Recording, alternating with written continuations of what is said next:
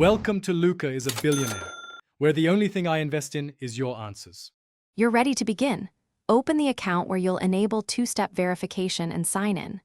Once signed in, find Security or Login Settings and select Two-Step Verification. This starts the pairing process. On your phone, open Google Authenticator and grant camera permission so scanning works. Make sure you've installed the official app to avoid compatibility issues. Once the setup flow shows a QR code, keep both devices nearby so you can move to the scan. Now you'll link the app to your account. In Authenticator, choose Scan a QR code and point your camera at the code displayed on the website.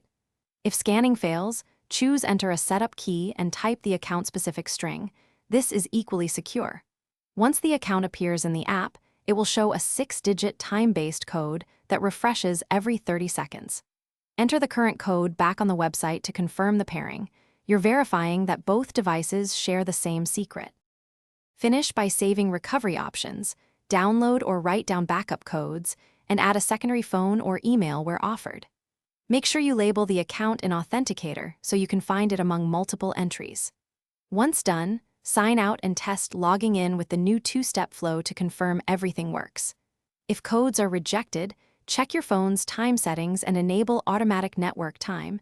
Time drift breaks codes. That one troubleshooting step fixes most pairing failures quickly. Thanks for watching and please subscribe. It's the best investment you'll ever make.